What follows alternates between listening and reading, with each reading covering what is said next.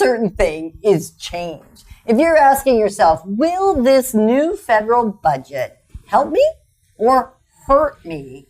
You're in for a special insight. I'm Yetta Dekker, and I'm with Kelly Willson today of the DekkerTeam mortgage brokers.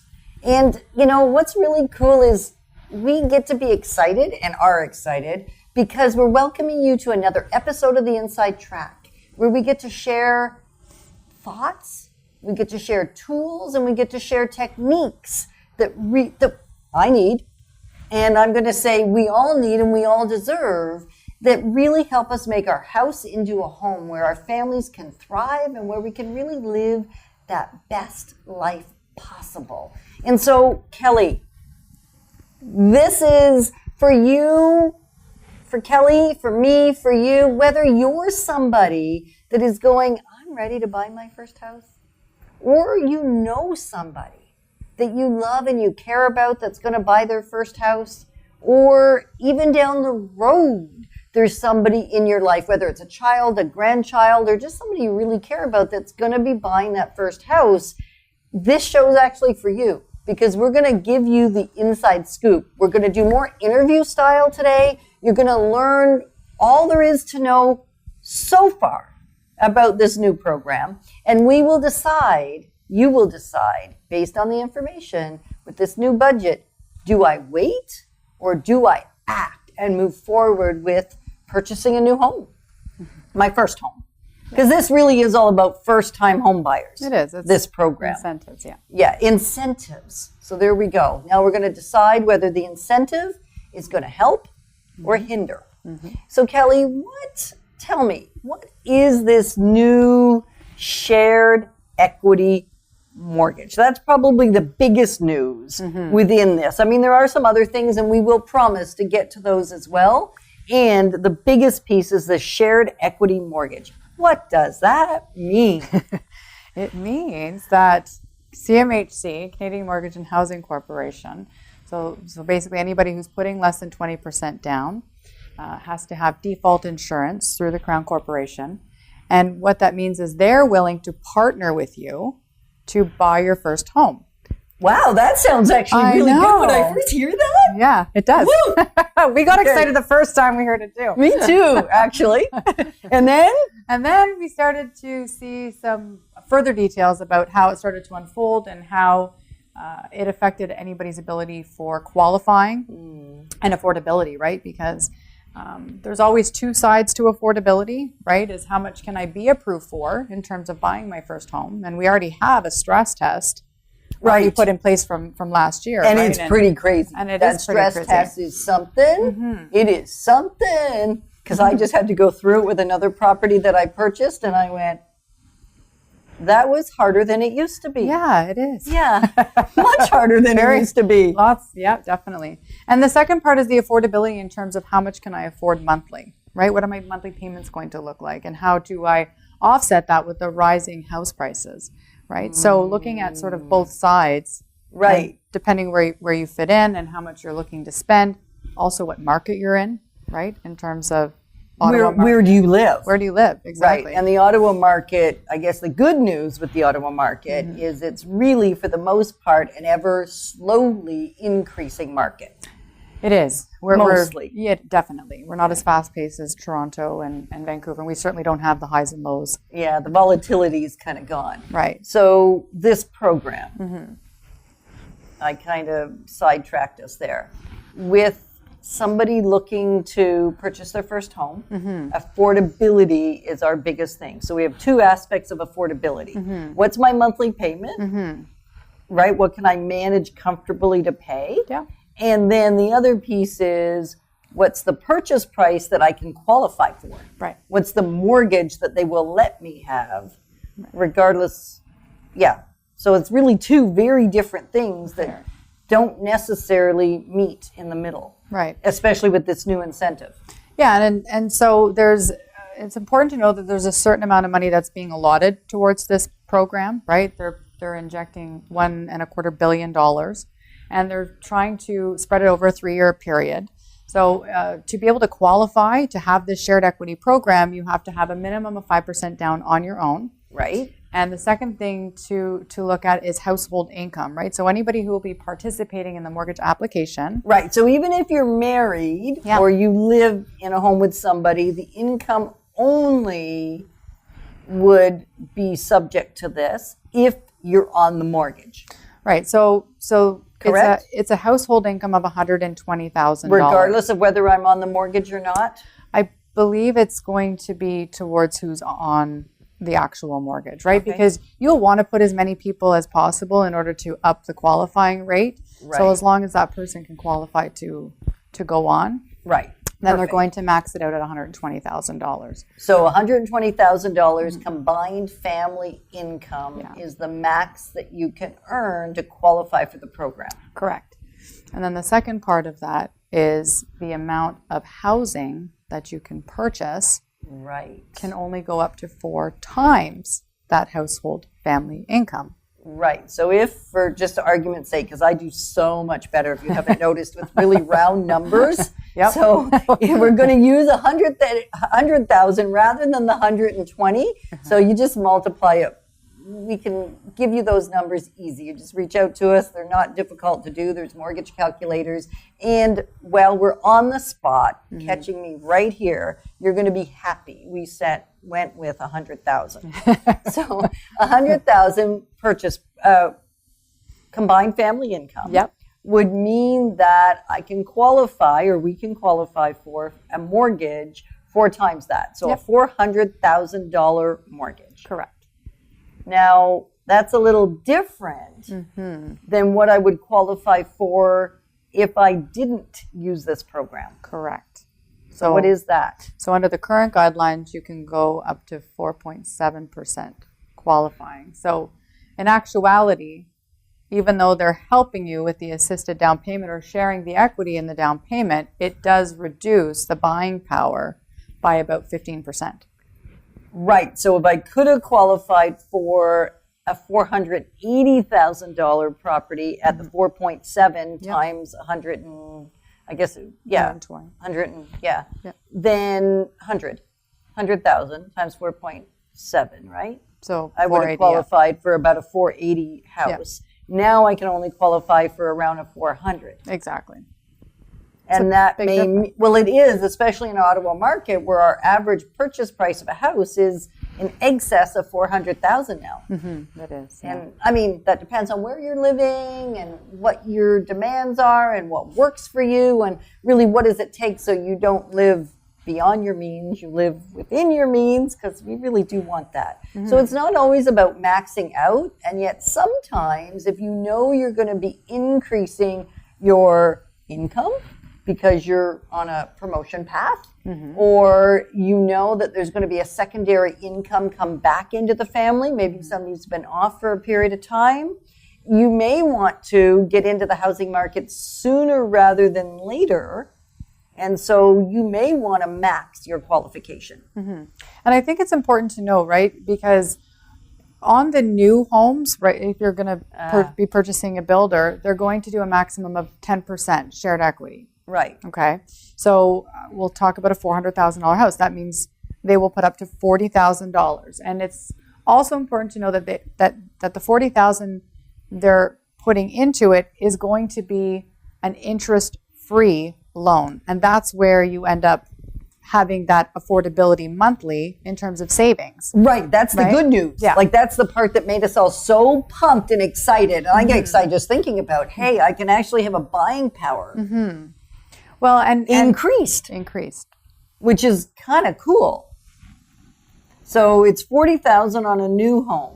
$40,000 on a new home, and the difference in monthly payment on $40,000, which I think people really need to know that answer, is about $200 a month. Right. So that's how much your payment will come down, right? Versus borrowing it all from the bank and paying interest on it. So your mortgage payment will drop $200 per month on that $40,000. If you're buying a new build. If you're buying it. And on a resale home, they're going to put up to 5%. So they'll match the current 5% that you have to come up with on your own. Right.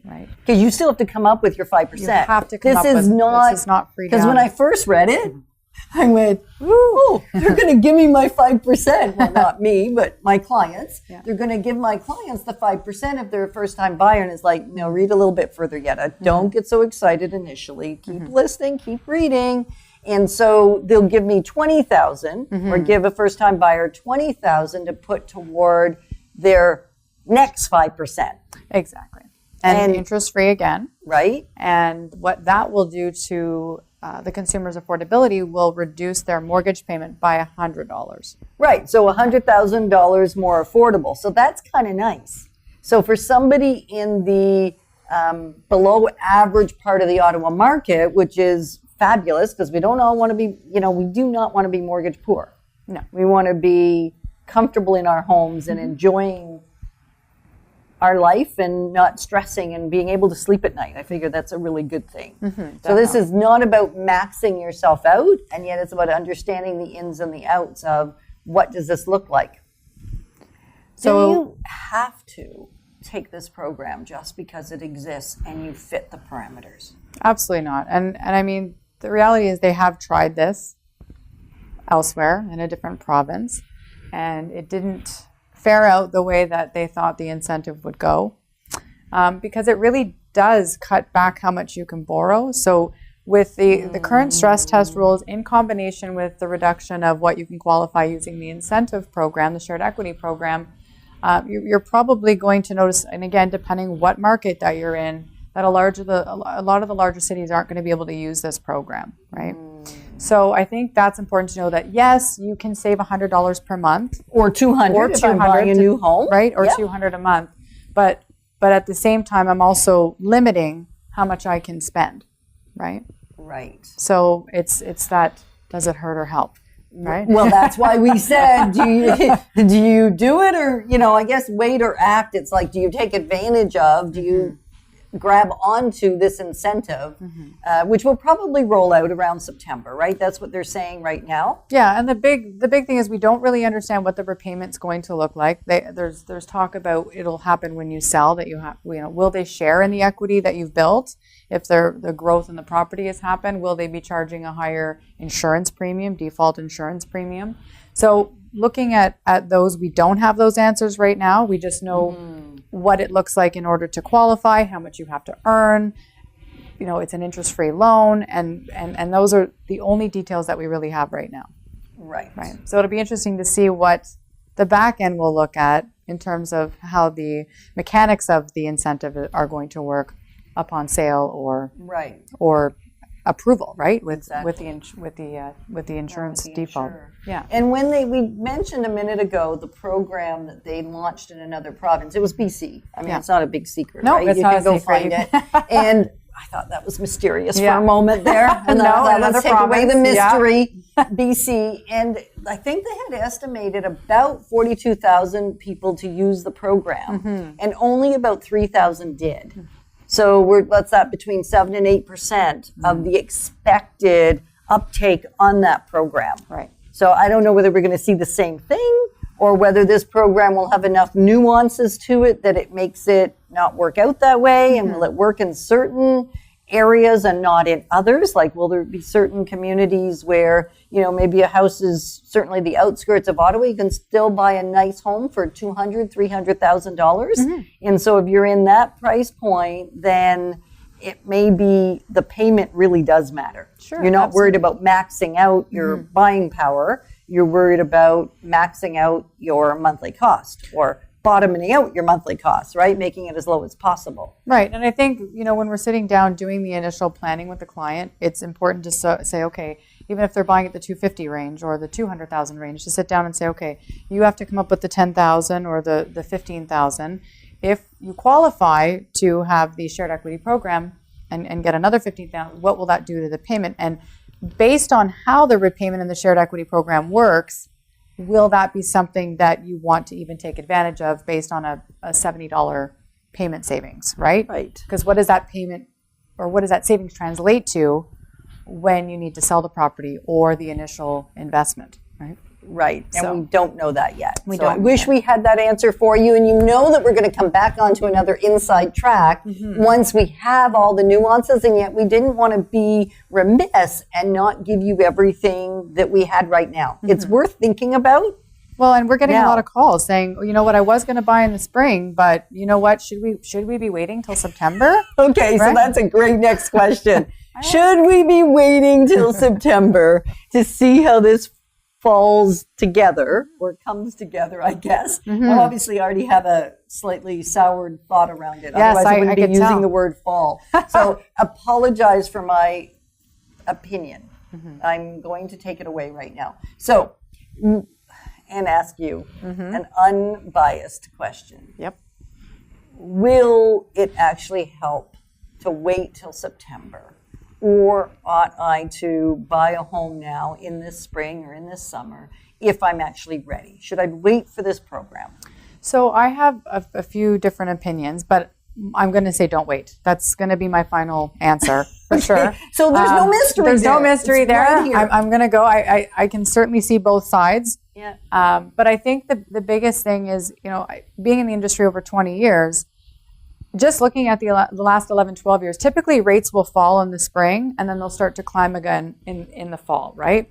And last year was a really big scare for people because there was a lot of talk about the Fed's using a 2% inflation rate, right? So everybody was thinking, oh my God, the rates are going to go up 2%. Should we be locking in our variables? Should we be buying before the rates go up? Now, they managed to get a full 1% by December.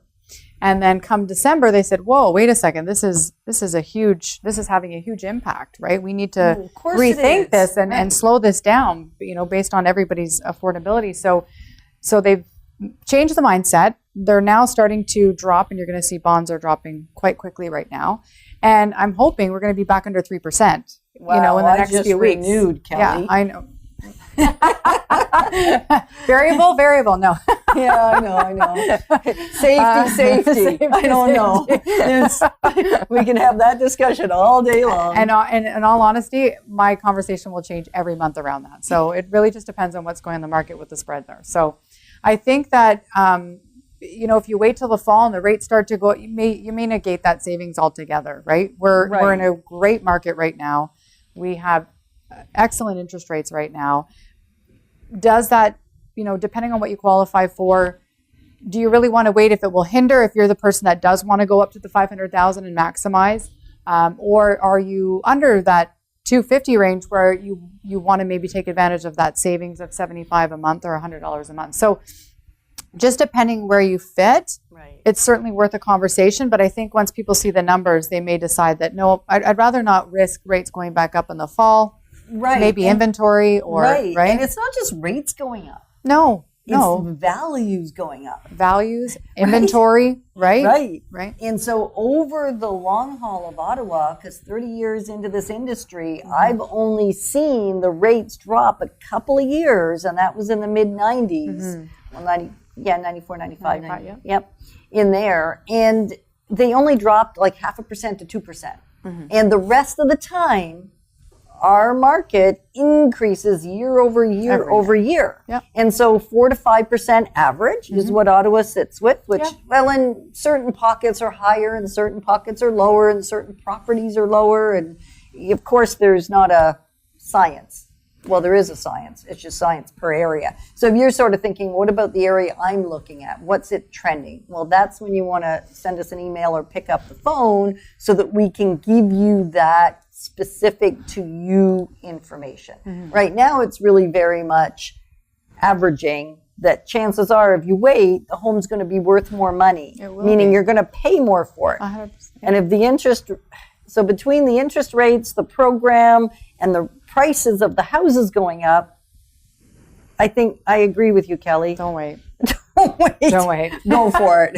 Just act. Yeah. Take action Yeah. when you find the right home. Right. If you don't find the right home, well, then you kind of gonna wait, because we don't want you to get into something just for the sake of getting into something, and we certainly don't want you to wait and now be able to get into not the house you could have got into now and the one that really worked for you. Yeah. Because that made me sad. And I mean, the reality is, the interest rates aren't going nowhere in terms of that you're always going to have one attached to your mortgage. Right. Yeah. Unless you don't have a mortgage. Unless you don't have a mortgage. Yeah. And, it's never stopped anybody, from buying, right? So, so there, I think there's a lot of questions that we have in terms of the back end, but at the same time, I wouldn't wait. I would act now. I think you're in a wonderful market. Ottawa's an amazing market. We're still way below what the other larger cities are doing. And this is why it's attractive, right? Right. So, and we're still seeing investors from some of the other big cities come here. Absolutely. And so now that drives me to the thing that probably concerns people as much as their payment and their affordability. Number 3, I think, and I'm not sure if it's about the order, and that is, will I get myself completely priced out of the market? Like, is this gonna be so that I can never buy? Is this, because I hear that a lot from my buyers. Well, we could talk about how to come up with a down payment, right? That 5% down if you're somebody who's sitting waiting to save. Right? Or if you're somebody who hasn't topped up their RSPs yet. So there are other incentives available other than this, right? Correct. Yeah. And so the RSP thing is actually really good news as long as you have RSPs. Right. Otherwise, it doesn't really matter. Right. So, the hard part is this is geared toward the younger people primarily, a lot of this incentive. And yet, unless you're sitting with $25,000 or $35,000 of RSP, to be able to borrow against, which is fantastic because you have 15 years to pay it back. You've got 2 years before you have to start paying it back. It's incredible that they've increased it from $25,000 to $35,000. Yeah, in the new budget. Exactly. In the new budget. Per borrower. And yet, if you don't have it, we don't see a lot of our first-time buyers having the ability to max out the $25,000. Right. So it's a good incentive the government put in place years and years ago to say, hey, listen, we're trying to encourage RSPs as an investment, right? But we don't want you to feel that you can't also have home ownership at the same time. So let's put this incentive program together that, you can still put the money away because they know at some point they're going to have to get it all back, right? Right. So it's really just the ability to take it out tax-free today, right, to buy this home, and then, but you do have to pay this back over the next technically 17 years because you have 2 years of no payments, right? Right.